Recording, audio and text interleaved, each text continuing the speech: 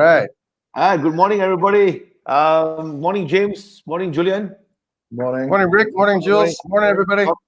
I'm Rick Wee. Today is episode 5 of On the Ball. And then today, because of the number 5, we are going to talk about the definitive top 5 sports for players for football, tennis, and our boxers. So how are you, James? How are you, Julian? How's everything going on? All good, mate. All good. I'm surviving. James? Yeah, all good, but I don't know. In my home country, things are going crazy. Everyone's catching COVID, not only the public, obviously it's very sad, but even in sports, and it's threatening some of the leagues over there. So I think it's a bummer because people want sports back, but it's just doesn't seem to be safe enough yet. In my home country, my Minnesota Timberwolves wouldn't have been playing anyway because they got cut from the final section of the NBA season because they're too far down in the standings. But it's unfortunate that American sports, follows what's happening in society there. And in Europe, they were able to get the football seasons completed in a pretty safe way, but that's all in jeopardy back home. So I'm a little bit teary-eyed. Yeah, it's quite bad, is it, in America? It is, yeah. I think people need to listen to the voice of reason. Yeah. What is the voice of reason these days, mate? What is the voice of reason? Let's say maybe like whatever they did in Thailand or whatever they did in New Zealand. That's the voice of reason. Well, I think I said this before. I think for the country of the United States, it will take a long time to fight COVID-19 at the rate the administration is running the country. In respect. Yeah, hopefully a vaccine comes out soon. That's all I can say. Yeah, exactly. How about you, Julian? Any news, Julian? I mean, it's quite bad in America. I hope you bring us some good news. The only news that I wanted to really discuss was Leeds United coming up. Now, I grew up hating Leeds because they were known as dirty Leeds. But that said, then a friend of mine, an old not colleague, but a guy in the sports industry that I've worked with for years, Andre Radriani, bought them. So obviously I started becoming interested in them a little bit more. And then I watched the Leeds documentary, Take Us Home, which is a great documentary if you like that type of thing, narrated by Russell Crowe. And so I really rooted for them to come up because they were so unlucky last season. I'm so pleased that they've come up. And yeah, good on Leeds. And as the guy says in the documentary, is we go again. I love it. It was really good. But it's sad to see Jack Charlton unfortunately died, who was a great character in the game of football. Well, he did take Ireland to the World Cup against all odds. He did. I was doing a YouTube marathon of Jack Charlton stuff last night, just looking at. I can remember as a kid they used to do these soccer schools or this sort of learn football the Jack Charlton way, and he's hilarious. If you ever go to YouTube and check out Jack Charlton soccer school or the football the Jack Charlton way, and he's just he's so funny, but without realizing he's funny. It's great. Well, some good mix of good and bad news for the last 1 week, right? And as James mentioned, even in the backstage, we were discussing about it that America can't seem to figure out what to do. And I'm just wondering whether they can actually host their biggest sports tournament, which is the Super Bowl this year, even though it's, I think, scheduled to start at the end of the year, isn't it, James? Super Bowl is in February, but yeah, I mean, obviously the NFL season, they would be in training camp right now. It hasn't been affected yet, but the way things are going in the States, they might push it back. And but NFL and the Super Bowl probably is the strongest chance of actually happening because it's so much later than the others. Yeah. But anyway, I just wanted to shout out, just switching gears a little bit, shout out to Rick on your BFM interview. I was driving down the road yesterday, minding my own damn business, and I heard you on the radio. So it was kind of a repeat of your women and the women in esports. It was like a repeat of that webinar, the podcast that you had, the video podcast that you did, right? Yeah. Thanks. In fact, what I'm trying to do is thanks for mentioning it, James. But actually, I've been following that issue for quite some time, and I'm kind of fed up. I'm just really fed up with what's happening in esports. A lot of girls are being harassed, especially on cyberspace. Of course, in real life, some have it got it worse because they've been either coaxed into having sex, or they've been touched in places which people shouldn't be touching the girls, and the girls are quiet. It's very difficult to challenge. It's getting toxic. So I felt that let's do something. I don't know how far we can go with this, but I don't think keeping quiet is the only thing to do. Yeah, totally, mate. Totally good on you, mate. Good on you. Yep. Thank you. So let's try and support the esports community. Absolutely. So without further ado, on a point of sports today, ladies and gentlemen, what we have been discussing about this even the last few weeks, who we think are the best 5 in a particular sports. So James and Julian and myself have came together and would like to offer our views on some of our favorite boxing legends, soccer players, football players. But we'll start off with tennis. Hey, if I may, Rick, I just wanted to shout out to a few people who sent in their favorites, and we can maybe throw these into the mix as well. A friend of mine from back home in Minneapolis who lives now in Philadelphia, works down in New York City. Dave Hundell, you may have heard of him from the Stage Door podcast. He said his top 3 in tennis are Borg, Connors, Ashe, McEnroe, and Billie Jean King. Sorry, his top 5. Those are all strong players. In tennis, in boxing, it was Ali, Leonard, Tyson, Robinson, and I can't read my own writing. And in football, he says Pele. It's Pele only. Yeah. Another friend of mine. Else. Another friend of mine, Bill Christo, knew him in Jakarta. He's a Canadian. We called him Truck Butt because he was so fast running. He chose Maradona. Maradona, Hagler for boxing, Maradona for football, and Borg for tennis. That's right, Borg. And he said, no need to debate. Just one each. No need to debate. He's wrong. He's wrong then. He's wrong. There's lots of reason to debate. And another friend of mine from Belgium, he's living in China now, Jean, he said Pele. Shout out to John. I know John. Yeah, Jean, that's right, yeah. Pele, Faf. Do you know a guy named Faf? Yeah, Jean-Marie Faf. He's a goalkeeper. Okay, there you go. Ronaldo.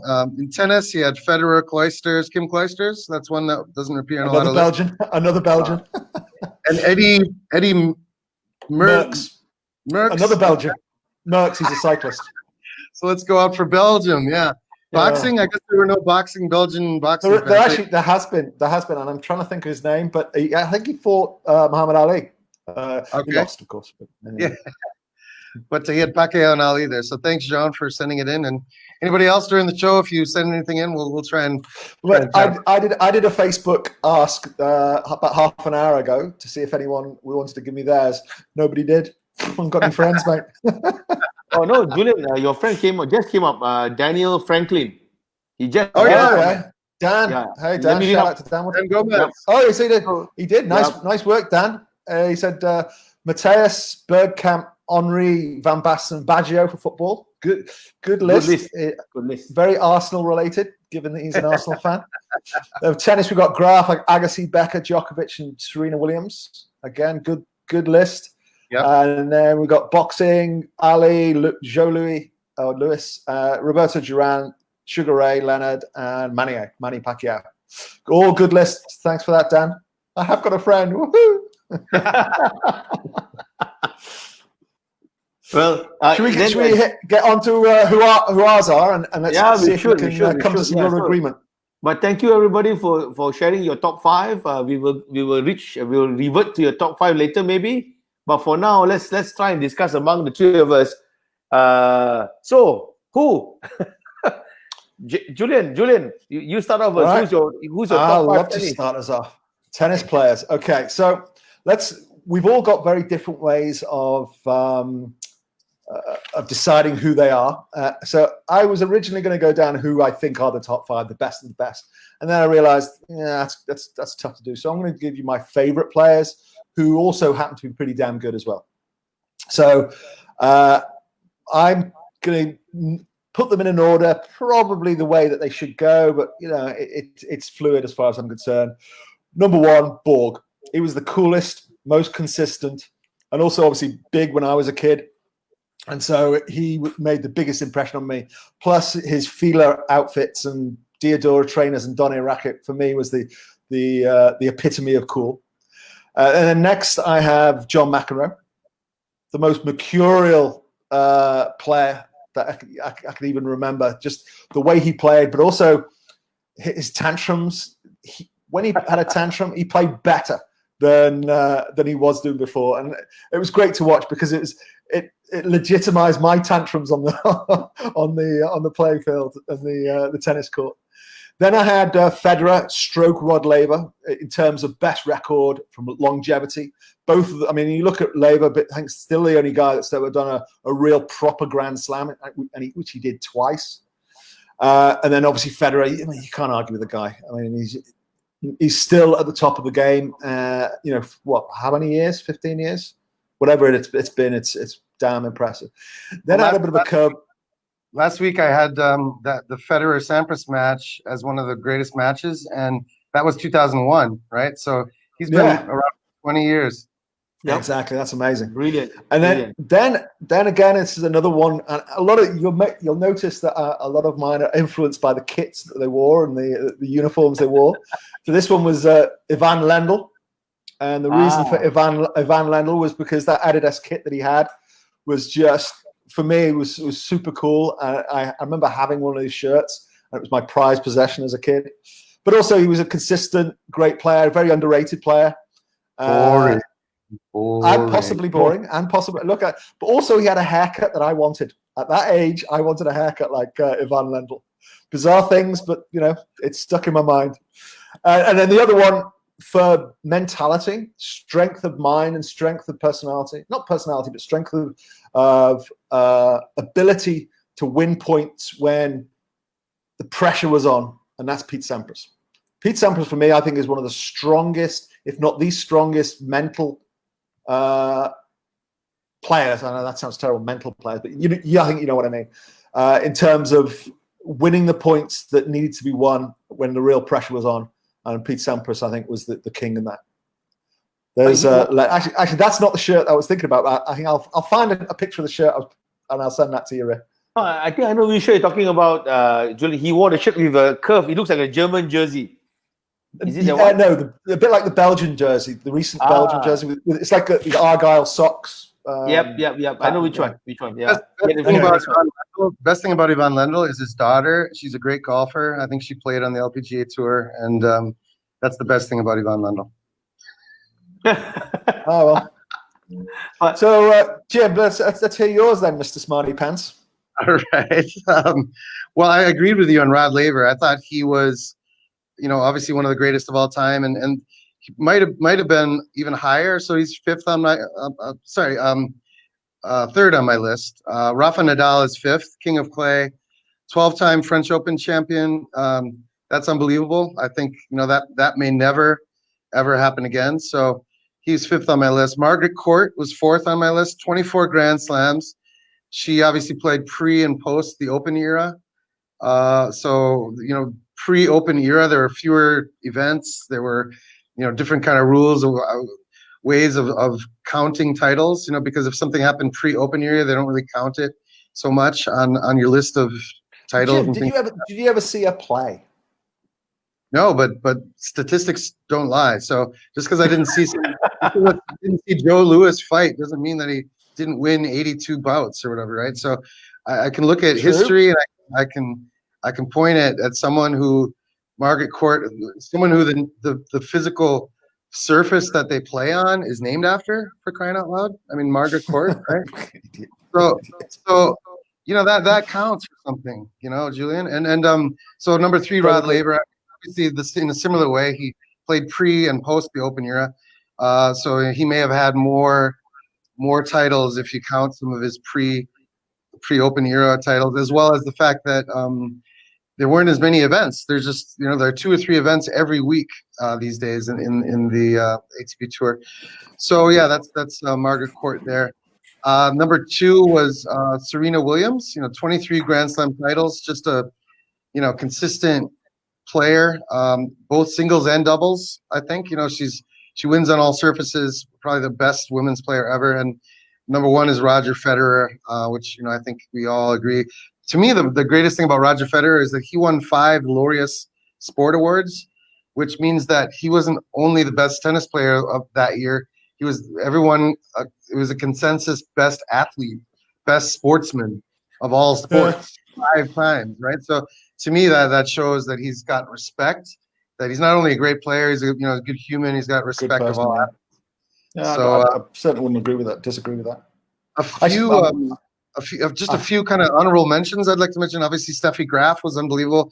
Martina Navratilova and Billie Jean King. Those are 3 great women's players who didn't make. You just went on Google and checked out who's the best tennis players of all time. There's no personality in that. No personality at all. I did cheat a little bit, but I mean. Yeah, of course you did. I know you, James. I checked about 20 different lists, and these players were on all of them, but in different orders. I put them in my order. So you see, the way I did this game, or at least this discussion, was I chose who I thought, not who everyone else thought, who I thought, and that's what makes it interesting. So those are alternative facts. Those are your own. That's the only facts I know, my friend. They're the only facts I know. My ones. Okay. Rick. We're going to discuss about boxing later, so 2 of you can box it out later. No problem. Yeah. But yeah, for me, I'm just going to mention my favorite tennis players. I really like Nadal. Even though I've been watching tennis since I was in the 80s, I think Rafael Nadal is brilliant. He's the epitome of hardworking player. He's a right-handed player who's playing with left hand, and the style he played was to ensure he get the maximum top spin. Yeah, so he's right-handed. He writes with right hand, but he plays with left hand to get the top spin, the way he spins the racket. And brilliant. The way he sacrificed himself since he was a young boy just to get the best player. And the way he runs is he never give up. So such a enduring player. So to me, number 1 is Nadal. I like Steffi Graf. I watched her play. Very calm, very steady, unperturbed. I remember once in Wimbledon, someone shouted at her, "Would you marry me?" while playing the game. And then her answer while about to serve was, "Do you have money?" So and then she went on to win the game after that. So she was brilliant. That's an attitude that a few women I know would get behind.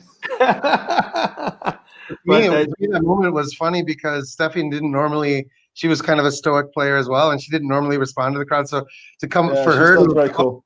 Yeah, exactly. That was very cool. Coming from her was brilliant, and then it was a legendary moment, until now. And then I know Andre Agassi isn't the best player, I concede, but I really liked how he was very stylish. He was very talented. He was the best returner of a server. So you can hit no matter how many times you serve at him, he can take it. So it's very, very difficult to hit an ace against him. And he perfected that art. And he wasn't that tall for an American player. He was, I think, 5'9", which is, for America, is short, But he was really, really fast. And then as he grew older, he was economical in his stamina. He only played in big tournaments, and he ensured that he always reached the semi-final and final of the Big Four, So he was good. The other player I like was Boris Becker, because of his booming service. It's great watching Boris. Yeah, his service was like fluent, He's like a machine, palm. Just the way he used to dive around the court was amazing. I used to love watching that. Yeah, and then special mention. You can call me being a Chinaman, but special mention is Michael Chang. Oh yeah, Michael Chang. Yeah, I remember him very well. Oh, go China! Yeah. I was working for Star Sports at the time out of Hong Kong, and he was like the great hope because they bought a lot of tennis for their channel, and the amount of money they put towards Michael Chang because he was the big China hope, as it were. Yeah, he's a great player as well. Lendl, I think it was French Open, and he was kind of injured, and so he stood right on the service line, and Lendl was like, "What are you doing?" And he forced him to double fault, and it was like, he's a real grinder. He's a grinder of a player, wasn't he? Yeah, Michael Chang. Yeah, So let's work out, guys, who are our definitive top five. So we all had. I think, did you have Federer in there, Rick? No, I was about to say other than Michael Chang, I mentioned Federer. Federer is brilliant. Are we gonna put? Can we all agree Federer is got to be in there? Yeah, I think so. Okay. Federer has to be there. Yeah. All right. So we've got Federer. Who else do we all agree on? I think we should all agree that Serena Williams should be in there. Yeah. Look, and it's my bad. I didn't think of any females. I was only thinking of the male tennis players. Naughty boy. No. I just. That's the way my brain was thinking when we talked about tennis players. My bad. But yeah, Serena definitely. You can't argue with what she's done. Rafa, I think we all had Rafa on her.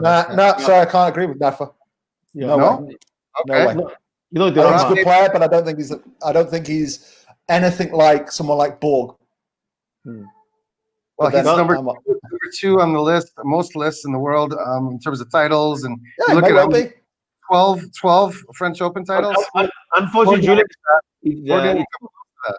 it's one, so that's it. There are two votes against you, so too bad. Yeah. Rod Laver, I think we all have Rod Laver. Yeah, Rod Laver is a legend. Yes. I had Rod Laver in there, but does he make my final list? I mean, I think you got to have Borg in there. You've got to have Borg in there. I don't know. I always felt Borg was just really good on the grass. Well, because I saw Borg. I never saw Rod Laver. We're talking about a player I've never seen. How can I? Yes, he's got this amazing list of titles. The Grand Slams, what have you. 2 Grand Slams. I said that. Yeah. I know, but I never saw him play, so how can I vote for him? All right. Well, we've got Federer, Williams, and did we have Steffi Graf? Did we all? No. Well, only I mentioned. I think both you and me. Actually, I would agree. I would agree with Steffi Graf. To be honest, I would definitely go for Steffi Graf. Yep. So there's 3. There's 3 that we agree on. I think that's not bad. So we've got Graf, we've got Williams, we've got Federer. Now for the next 2. But I don't mind Pete Sampras though because of his enduring. Sampras, I'd go for Sampras too. I mean, he wasn't the most exciting. With respect, I think he's like Ivan Lendl. Both are very boring players, but he gets the work done. Sampras, I remembered when he was like 33 years old, 34 years old, the last US Open, he just focused and he just won. It was mechanical, but he was really. Who's the final? I think you got to give in, Julian. You got to give. You even mentioned Rod Laver in your list, so you got to give one you watching tennis guy because they can't all. The top 5 can't be all just people that you've seen play, right? So I think Laver's got to be. I love that the you watch. Go on, whatever. I'm not going to disagree. So Rod Laver then. The other 4 we all watched, which is fair enough, and they are probably all top 10. Yeah, okay. Let's have as you say, 4 we've seen, 1 historical player. Yeah, that I can get behind. Okay. All right, we got Federer, Williams, Graf, Sampras, and Laver. That's our top 5 in no particular order. Yeah. Okay. Sampras is cool. I would have preferred Borg, but there you go. I know we discussed this before, but can you imagine if Sampras and Federer were playing at the same time? What are you talking about? What are you talking? Oh, you mean like at their primes? Yeah, at their prime. That means imagine you in the show last week. I'm like, yeah, we discussed this last week. Yeah, can you imagine? The Federer was just coming up, and Sampras was at the end of his career. But yeah, if they were, but Sampras had Agassi. Sampras had, there were a number of other players that were. I mean, Sampras and Agassi at the same time. Agassi's return to serve, the best of all time, without a doubt. Yeah, superb return, without a doubt. On any court, he can do it on grass, hard court, or he's brilliant. And I recommend anyone that's watching this, if you have any interest in sports biographies at all, and I love them, so I've read a lot of them. the best sports biography by far is Andre Agassi. The story of his life. I agree. Amazing book I've ever read. In fact, it's that good. I'm not going to say anything more. Just read it if you like sports biographies. It's the best. Yeah, the tennis legend from Vegas. Yeah. Sorry?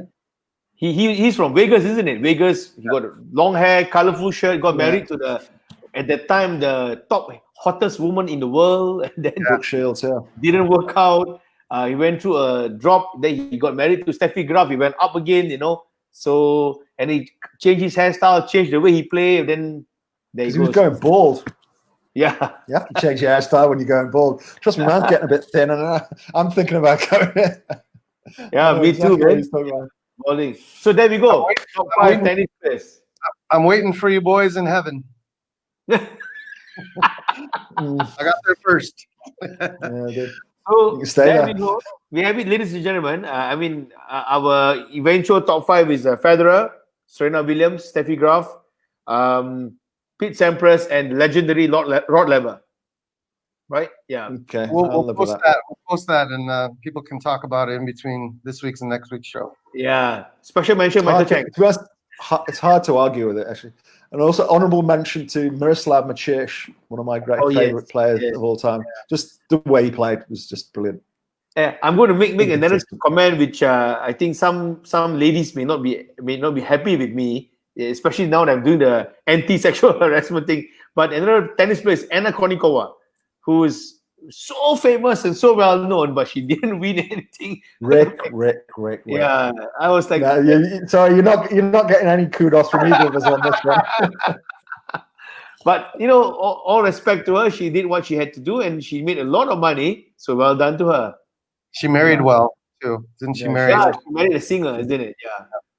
But anyway, yeah, let's move on. Yeah. So now let's look at the top 5 boxers. So, ladies and gentlemen, the world of boxing is full with legendary boxers. I think almost everyone will mention Muhammad Ali. In fact, instead of putting him in the list, guys, I'm just going to put him as GOAT, right on top, and then maybe then you name another 5. I don't think he was the greatest, the best boxer of all time. He was in the top 5 without a doubt. I think greatest sportsman of all time, without a doubt, 100%. But the greatest boxer, probably not. So anyway, how can he be the greatest sportsman of all time but not be the greatest boxer by default? Because he's all round. Or I'm talking about outside of boxing as well. Well, let me go first this time. I'll do the from number 5 to number 1, and my just before James starts, I'd like to warn everybody that James went on Google and probably went to the records of who his favorite boxers were of all time. And you can find out who James's favorite are by just Googling it. It'll tell you. Well, I have my gut feeling. And I could go with my gut like Donald Trump does all the time, and my gut must be. But I like to look at facts. I combine my gut with facts, and I come up with a list. So my gut has many people on there, but then I realized, oh, jeez, I forgot about that guy, or I didn't realize that this person was better. So anyway, after going onto Google and looking at people who I've met, I would have said Pacquiao, right? I would have said he's number 1, but I realized, I know Manny, he and I go way back, but Ali is better. Anyway, I started out with number 5 on my list was Oscar De La Hoya. Oh, 10 titles over 6 weight divisions, or 6 in 6 divisions. So I mean that's an amazing achievement, and because of that, I have him as number 5. Ray Robinson, Sugar Ray Robinson, 5-time middleweight champion, great fighter. Sugar Ray Leonard actually said people compared him to Ray Robinson, and he said no Ray Robinson. He said I am no Ray Robinson. So that's a lot of respect for Sugar Ray Robinson. Floyd Mayweather, consensus number 1 boxer of all time on many of the lists that I saw, but I think that's just because of statistics and because he never lost. But you have to consider a lot more than just what's on paper. But you can't fault a guy who's never lost, so he's got to be on my list. He beat Pacquiao as well, but I have Pacquiao as number 2 ahead of him. 8 division championships. He's still fighting. Everyone talks about longevity. He's still in there fighting, even though he's a senator in his home country. And yeah, there's Joe Louis. Muhammad Ali isn't my number one, obviously, for so many different reasons, having taken off so many years, 3 years of his career, just because of political issues. But I think Muhammad Ali was obviously the greatest of all time, and I'll give that to you, Rick. That he's kind of outside the list. But I had Joe Louis, and Evander Holyfield. There's two guys. Joe Louis and Evander Holyfield is two guys who are my honorable mention. Joe Louis, they made a stamp in the United States, and they made a stamp out of Joe Louis's face. So it was the first time that ever happened with an athlete. And Evander Holyfield won in two different heavyweight kind of areas. He was a cruiserweight and heavyweight champ. So not many. I think he's the only guy to win those two titles. So I think and I met Evander as well, another guy who I've met. So, but anyway, I could have taken that. Didn't Michael Moore do that as well? Yeah, he won the cruiser and he won the heavyweight. But sorry, the unified cruiser and heavyweight. So I think Michael Moore was okay. But not the IBF and all that. So I think Evander Holyfield unified in those two. But yeah, Michael Moore, great fighter as well. Too bad he just kind of lost it mentally. Actually, Roy Jones Jr. did both as well. Who is never won my number one? Roy Jones Jr. never won. He did. All right, I'm going to Google it now. Yeah, you telling you he did. I'll Google it. I'll admit if I'm wrong. You go ahead with your list. Okay, so Roy Jones Jr., who I think is the most exciting boxer, the fastest boxer I've ever seen. Yep. Okay, here we go. It says he was he won titles at middleweight, super middleweight, light heavyweight, and heavyweight. Actually, cruiserweight. One title.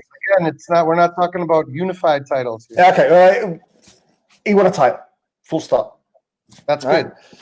All right. So, for me, the best boxer I've ever seen, and I'm a boxing nut. Love my boxing. Love watching. Been watching it for since I was a little boy, and watching him fight. His speed, his skills, his defensive skills, as well as his offense, but his defensive skills were just second to none. I mean, which brings me to another one with amazing defensive skills was Mike Tyson. For me, Mike Tyson was the most feared man on the planet at the time. As they said, the baddest man on the planet. You see, a highlight reel of Mike Tyson in his prime. Very hard to beat that. I mean, just devastating. He scared people before he even got into the ring. Yeah, he had a very short period of time when he was by far the best, and he sort of all went a bit pear-shaped after his Japan nightmare with Buster Douglas. But in terms of in that short period of time, Mike Tyson was phenomenal. Then you had Muhammad. So if we're taking Muhammad out and he's just putting at the top there, I would always put Tommy Hearns, Tommy the Hitman Hearns. For me, yeah, he wasn't the greatest boxer of all time, but God, I loved watching him. He was just amazingly quick, so rangy, mixed it up, had skills, and probably my favorite fight of all time against the other boxer that I have in there, who I think probably goes in there above Tommy, was Marvelous Marvin Hagler. Again, he was just dominant in that middleweight division at that time. At a time when middleweight boxing was probably the strongest it's ever been, with Sugar Ray Leonard, with Roberto Duran, with Hearns. It was just an amazing period of time. But Hagler was the most dominant at that time. Again, very feared. I like those boxers that were feared. And then finally, I had Floyd Mayweather. And I think Floyd, I don't think he's the greatest looking boxer in terms of watching him, but his record and his ability to know what he needs to do to win. And he's backed up all of his big braggadocio claims and everything. And got to take your hat off to him. Got to take your hat off to him. So they're my five. Those are brilliant five, mate. Yep. I like to think so. Really, really brilliant, yeah. I'm what about you? I could argue with you, but I won't. Of course you will. I don't mind. Well, for me, it's just one boxer, actually. I mean, other than Ali right on top, And I did try to check, on who I feel would be the best woman boxer, but somehow I didn't feel Christy Martin, the coal mine's daughter. So I didn't feel it. So no disrespect to the ladies. I didn't refer to any ladies boxer. But to me, it's only one is just Roy Jones Jr. I had a comment from a friend of mine who's a lady and a great athlete in her own right, Julie Gustafson Wilder, childhood friend, and she said you need some women contributors on the show. So I'm going to throw that out there that maybe we invite her on the show. She's an amazing sports mind, and she said Anna Kournikova. You need lady contributors on the show. She said, we're with you on this one. Yeah. Way to go, Rick. Yeah, well, I knew they will prick some attention, but really, we will be having some guests on and guests. I think the first word in that sentence was what you were thinking with, my friend. But really, guys, I've had requests and offers from some Everton fans to invite some former Everton players on the show. And that's one, so maybe in future we will definitely host guests. Can't just be should. all the time. Yeah. Should. So we should James. Yeah. So for me, my boxer is actually just one person. Actually, there's too many, and whenever I talk about boxing, it's always Roy Jones Jr. It's just the way he fight, the style. He was fearless. His hands was always down. And his movement was very fast. While he lost, I remember you mentioned 9 times, but I love the way he fought. He gave us a new style of fighting, and that was great. He only lost because he went on too long. And I'm not surprised if he's still boxing, to be perfectly honest. But his problem was he went too long. He sort of didn't realize that, time to quit. Yeah. Well, he made an appearance in the famous trilogy Matrix, and he acted as one of the characters in Matrix. That was cool. Didn't know that. Didn't know that. Yeah, you should go watch Matrix. In the second part, he appeared as one of the generals. And typical of him, he was one of that show dark specs talking at night. Okay. Really, Roy Jones Jr. Yeah, it's Hollywood. Totally so you got no one else, Rick? Yeah, I mean, to be fair, special mention would be people like Mike Tyson, Evander Holyfield, James Buster Douglas, even our Everton boxer, Tony Bellin. Tony Bellin, yeah. So he's Not brilliant. Bellin. The bomber. He's a real Evertonian. He fought in Goodison Park. I mean, how many of us can win a world title at Goodison Park? Well, nobody else has done it. He did it. Yeah, he fought with passion, and he's a good guy. So a special mention. Let's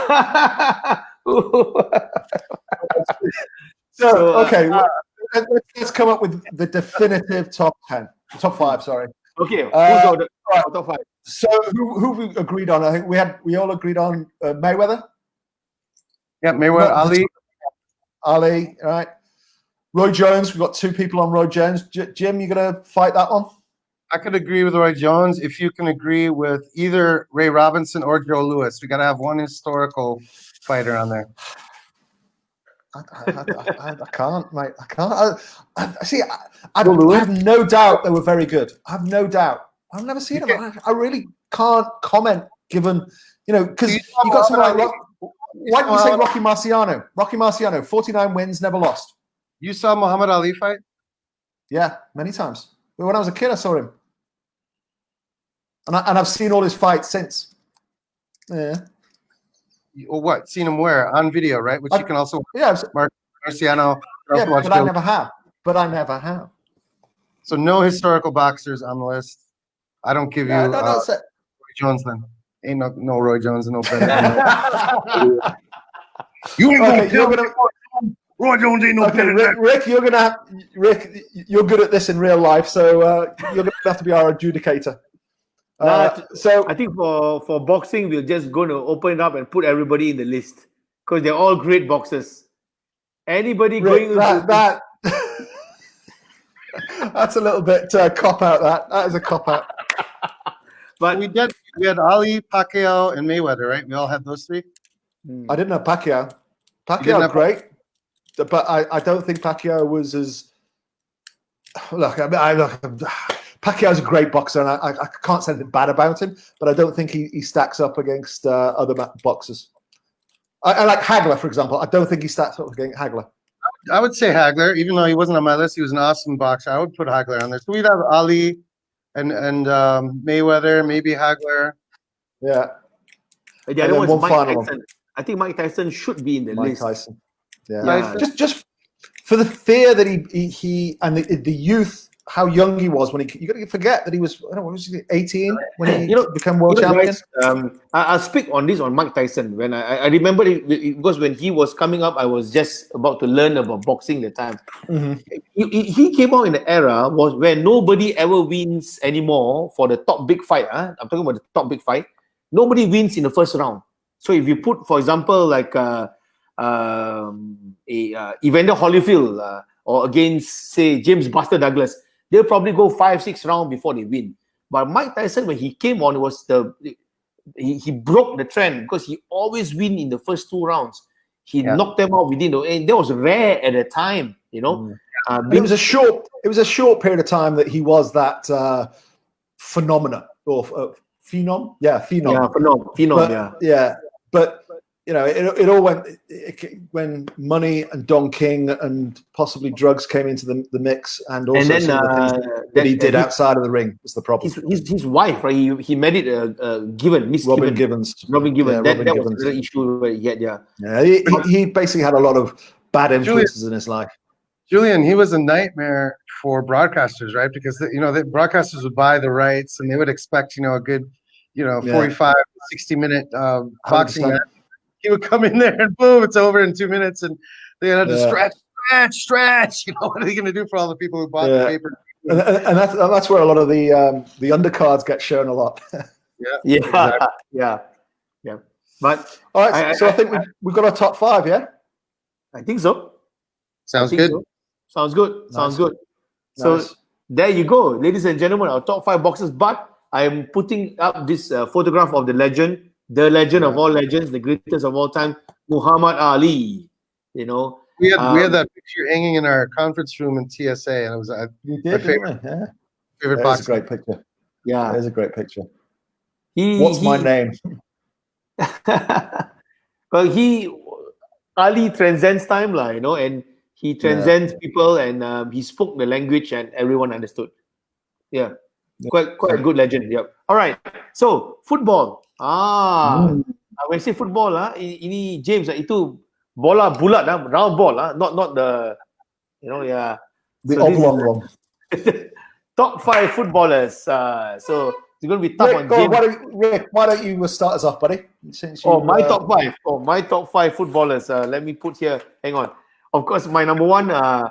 Let us know your criteria or how you picked as well. Well, for me, I choose the top 5 players on what they did. So, of course, back to the points the two of you mentioned. I have no issues even if the player was a legend before I was born, but I will respect what that person did, especially taking into account the era that the player was playing. Again, unfortunately, in this one, I don't have any women footballer in this group, except I don't mind Miss Solo from America. She was really good. She broke the trend. Yep, the goalkeeper. She's really, really good. Yep. Then, but for my number 1 footballer, and of course, I'm being accused of being emotionally attached to me, is Dixie Dean. Nobody can beat Dixie Dean. 60 goals in 1 season, wearing a god-awful shoe in a football pitch full of mud, and kicking a ball which is a ladder ball, twice the way of the current ball, and he scored 60 goals in 1 season. And he didn't do it for 1 season, for a few seasons. He continually scored 30, 50 goals. And if not for the war and whatnot, he would have gone on to be a real big legend in British football. So there you go, number 1, Dixie Dean. I saw that, Julian. Sorry. Dean, that's crazy, man. What a crazy name, Dixie Dean. All right, that's your number one. Anybody else? You got anybody else? Don't get upset. Don't get upset. It's just a name. Yeah. Yeah. But Dixie number one. My second player is, of course, Pele. Again, I didn't watch him play, but if you see every game that he played on video, it's his skills was phenomenal. He was ahead of his time. My second choice is Diego Maradona. My third choice is Diego Maradona, especially for the '86 Olympic. For the record, I am not a big fan of Argentina, and I don't really like Diego Maradona, but I respect his skills. And actually, the funny thing is for me, it's not what he did for Argentina in '86, but what he did for Napoli. Because Napoli was not a very good football team in Italy, but he single-handedly took Napoli up to be where they are now. Really, really good player. The other one is, of course, currently is Lionel Messi. What a player. And Cristiano Ronaldo. So I know my choices are very popular, but they are really, truly good players. Yeah. That's my top five. I think a couple of those, three of those, you're not going to get any argument from anybody on those. What year did Dizzy Dean do that 60 goals or whatever? He did that in 1930. 1936. It's in the 30s. Yeah. 30s. So we're going way prehistoric here. We're going way back. Yeah, but the problem is, James, for us Everton fans, when you read the stories of Everton and how we started as a club, where we started at Anfield, we played at Anfield, we won at Anfield, and then we had issues with the landlord, we move on, blah, blah, blah. All these stories, the legends, it has to include Dixie Dean. So when you read about Dixie Dean, there are plenty of books about him, and it's amazing, We should have like a old time sports stories. Some of the stories about what they had to do, how they traveled, and how they didn't get paid, and they would be smoking in the locker room. I don't know, all that stuff. There's some really cool stories out there about what they did. Yeah, in fact, sorry, James, I just found the story. Dixie Dean did that when he was 21 years old in 1928. Back in 28, that was like he was nearing his top of his life expectancy. 21. Those days, yeah. So according to the National Football Museum, in 1927-28, he was 21 years old. He scored 60 goals in 39 games. Respect. Yeah. Is that the record for any league in terms of goals in a season? Yeah, number one for the top division in England. Certainly in England. There may have been other people that have won it and scored more in different divisions. In the other different, So he's Jim, do you want to hit your top five? Sure. So what I did is just something very different. I just took. I think no one would ever have a goalkeeper in their top five. So what I did was I did the top by position. Top player, in my opinion, is top player by position, and the position being striker, forward, midfield, back, and keeper. So I divided it in that way. And for me, Mia Hamm, again, I talked about Mia Hamm as one of my sports icons a few weeks ago. I think it was the first show or second show. She was a great striker, great player. I had her on my honorable mention, as well as an honorable mention for both Ronaldos, Cristiano Ronaldo and Ronaldo, as well as Messi. Messi is on my honorable mention because I can only pick one forward. So, a forward and a striker. But my goalkeeper is Gianluigi Buffon. Oh, Buffon. He's Italian though, right? Yes.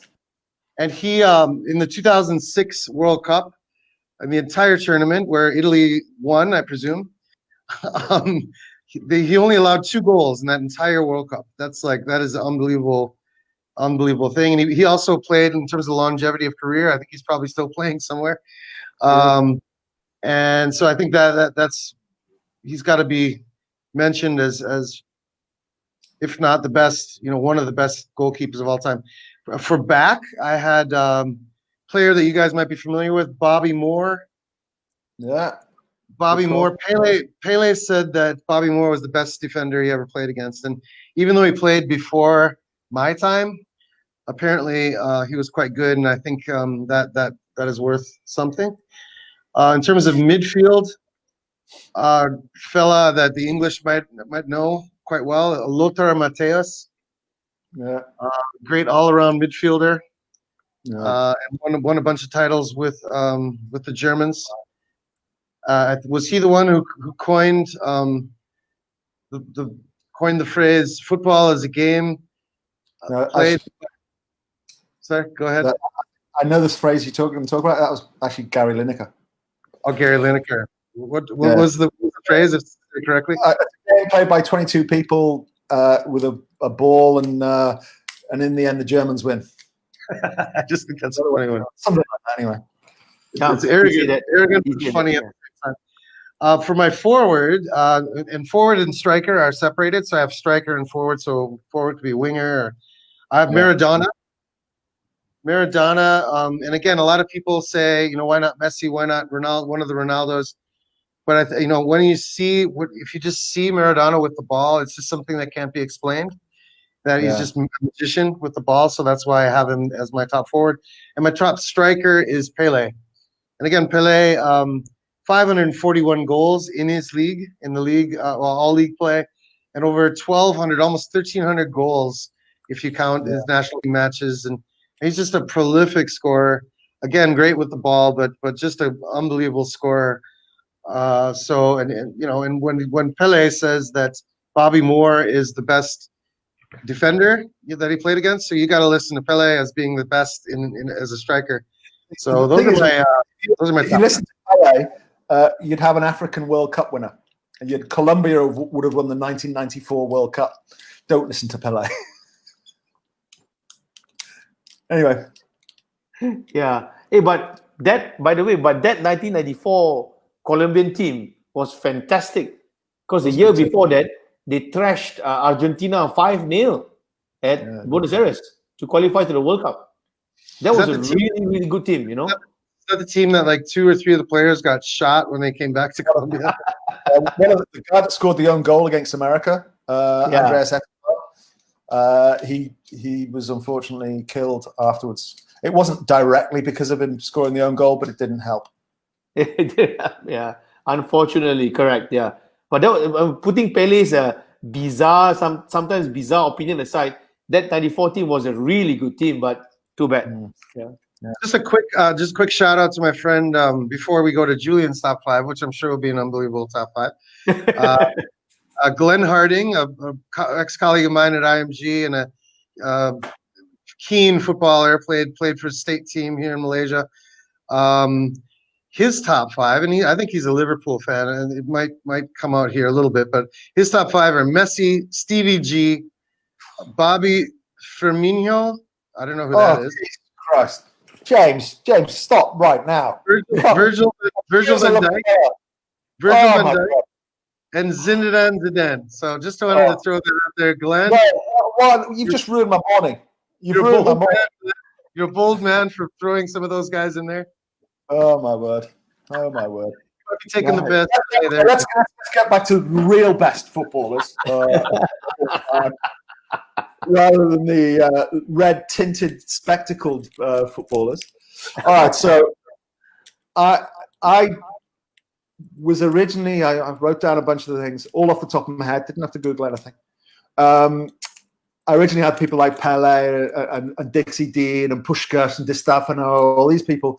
I've never seen them play. I never saw them live. I never saw them. So I wanted to give something that I could give my own opinion on rather than what the stats say. Yes, there may be stats better than the players that I've used. But, I'm talking about players that I watched and I would pay to go and see. Thank you, Patrick Van Harding. You can stand by your opinion as much as you want, my friend. But, you're wrong.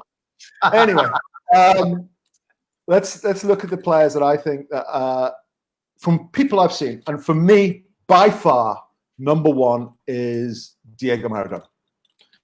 In 1986, when he won the World Cup with Argentina, the only reason they won the World Cup in that year was Diego Maradona.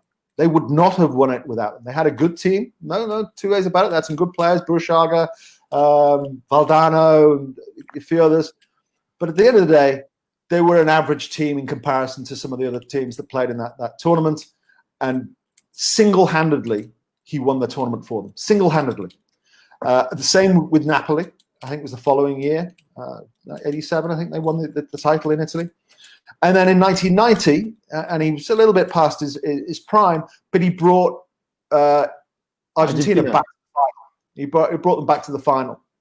The guy was just poetry in motion. When he was playing on top of his game and he wasn't getting hacked to pieces by nasty defenders, he was beautiful to watch. The goals against England, the goals against Belgium in 86 were just stunning. Anyway, so anyone that argues me, current these players that I've seen, there's no one even better. Second to that, I would put the Brazilian Ronaldo, again for similar reasons, and how he won the World Cup with his team. He helped them. Obviously, he wasn't the only reason Brazil won the World Cup in 2002, but he was pretty much one of the main reasons why it happened. But just before his career was probably blighted by injuries. Some of the goals he scored for Barcelona during that period, and even for PSV when he was playing for them, where he dribbled through the whole opposition, was just unbelievable, brilliant to watch. Then I've got Ronaldo too, as in Cristiano Ronaldo. I just love the way his supreme confidence. I mean, a lot of people will call him a jackass and loves himself and what have you. They may all be very true. But you can't argue with he produces on the world stage. He produces in Champions League finals. He produces in European Championship finals. In 2000, whatever it was, when they whatever year that they won, Portugal won the Euro. About the last one, if I'm not mistaken. It was Ronaldo pulled them up by the bootstraps. We weren't the greatest side at that time. So I like that type of player that really just takes it to the next level. Then I suppose you can put in other players that I had. I had Zidane, Laudrup, and Messi. And the reason I don't rate Messi as high as any of the others, and I think a lot of people do, and I certainly wouldn't argue against him, is I haven't really seen him that much. And that's my fault, not anybody else's. I'm sure he's a wonderful player, but I haven't really seen that much of him. I'm talking about players that I've seen. So maybe if we're talking about that, then Laudrup. I've seen him play quite a bit, and I used to love. And that's the elder brother, Michael Laudrup, rather than the younger Brian Laudrup, who was just who's pretty good himself. So look, we'll probably, when we come to agree all this, we'll say Messi, and I'm not going to disagree. But I've not really seen him that much. But I do recognise his record. I do recognise his talent. But have I seen him that much? And then my final one is a little bit of a curveball. It's because of pure entertainment value. And I'm sort of tossing up between two players here. Entertainment value, and could do things other players couldn't do. And both of them as mad as a box of frogs. But both of them are unbelievable footballers. And that's Eric Cantona and Paolo Di Canio. And I'm probably might go for Cantona because of the amount of titles he won over Di Canio. But both of them played football in a way that gets bums off seats, as in standing up and cheering. The people pay the admittance just to watch those players because they did things no one else could do. They scored goals that were just breathtaking. They were prone to do some absolutely crazy things. Cantona doing his kung fu kick in the crowd, and Di Canio pushing referees over, and he has very, very questionable politics as well. But for sheer enjoyment, for sheer fun watching them, and for excitement, you get you off your seat. Those two players just took it away from me. So that's my top five. Brilliant. Well, James, I couldn't any really comment, hear James? and I couldn't hear what you were saying, any of that, because you're clicking your pen the whole time. Oh, shit. Sorry. But I think I heard something about Messi, something about both Ronaldos, something about Maradona. Yeah, I think I heard those, and I would agree with those definitely. Yeah, Laudrup, I don't know, but I definitely. Laudrup and Zidane, great players, but are they the top five? Probably not. But so Cantona, Di Canio were my sort of curveballs because I love watching them. They were great to watch. Yeah. Well, I have a few special mention myself. One is, of course, Zidane. The other one is Boniek from Poland from 1982, 84. That's cool. Yeah. Platini, putting aside what he did in the corruption cases, but he was a brilliant, brilliant midfielder. As an Everton fan, sorry, I'm going to say Tim Cahill. What a special player. Not much skills, but no, always at the right time, at the right place. Good header. And Great header of the ball. yeah, and then don't forget the marvelous World Cup goal he scored with his left leg against Holland. The ball was coming up from here, and then he, who is a right-legged, scored it. That's Tim Cahill, never give up, never surrender kind of player. Inspiring. And then being a Malaysian, I really want to mention some really, really good football players. I mentioned it in our first episode. Mokhtar Dahari, the legendary Mokhtar Dahari. My wife told me last night that I should mention him. Yeah, Mokhtar Dahari is super brilliant. Yeah. And on your standards, Julian, I actually managed to watch him play, even though he was already in the 30s. He was really good, and he always scored against my team. I'm a Para fan, so it's quite disappointing to see him score against us. But when he put on the national jersey, he's the best. Mokhtar Dahari, yeah, it's really good. The other one is a really good striker is Zainal Abidin, who is now I think the manager of manager of Malacca. I think he's really, really good. And the other one is a legend, Dolah Saleh. So these are really, really good Malaysian football players. But Mokhtar Dahari, number one. Super Mark was one that look, from the day I arrived in Malaysia, I heard of him. I've seen him a couple of times in footage and what have you. But when you, I still remember 20, 30 years later, and people talk about you in reverent tones. You know that they were pretty damn good. So I'll give you that, Rick. He's not going in our top 5, but I'll give you that. I'll put Super on the list. I mean, I would actually put him on my top 5. Just being. You know why?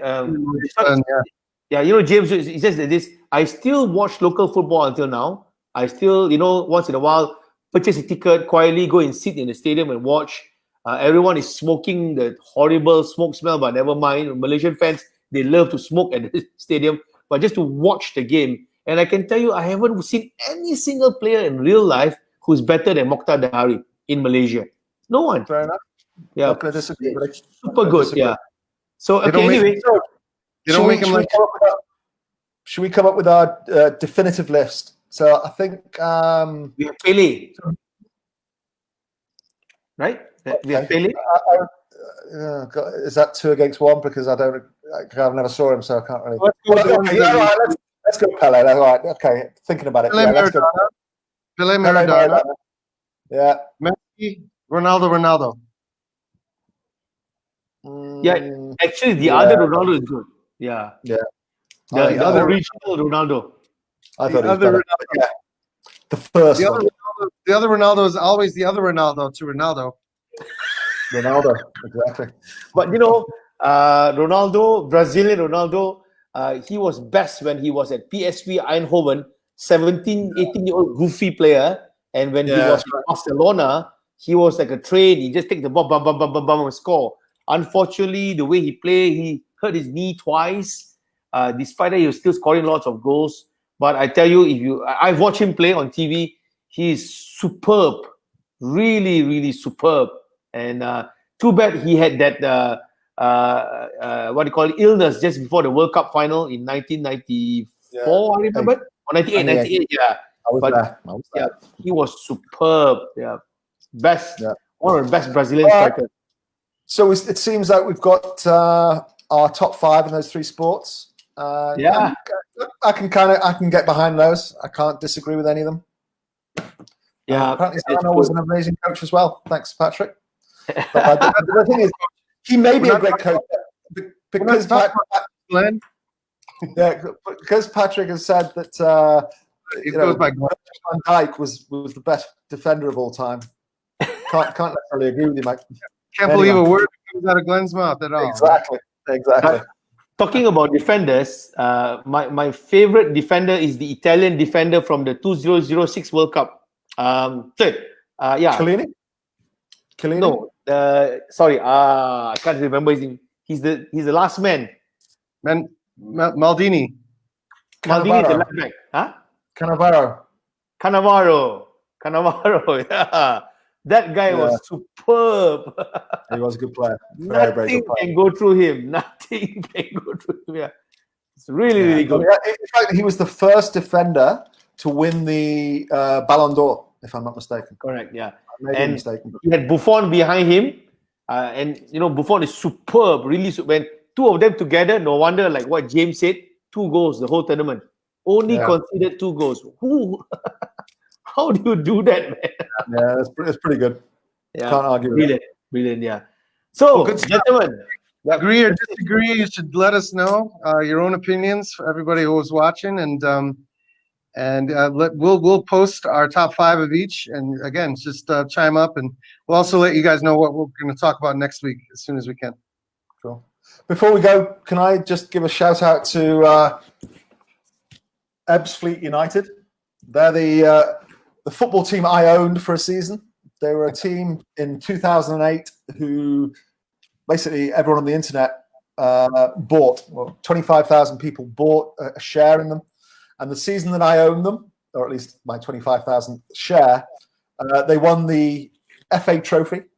They won that. So shout out to them. It's the only red jersey I own, as well as the only other red jersey is my Peru 1978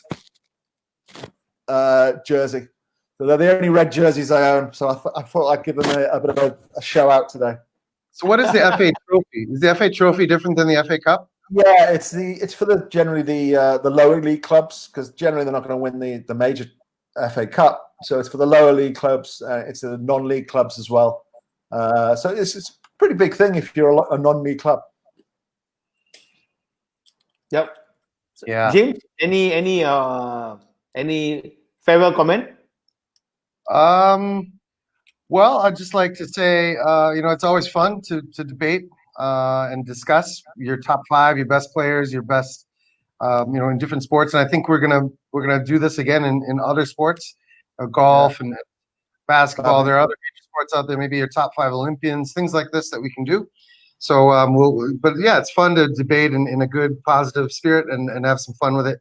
So I think everyone has an opinion. So we definitely want to hear from you guys in future shows. And as this show, we shouted out a lot of people. So I think we show that if you take time to write to us, we'll definitely mention you on the show and get your thoughts into the show as well. So shout out to Jeff, by the way. Shout out to Jeff in England. Thanks for listening. Appreciate it. Yep. So, ladies and gentlemen, thank you for logging in from Rick Wee. James, music on, all yours. Goodbye from the 3 of us. We'll see you all next week. We'll announce our next episode in the next few days. And there you go, our on the ball.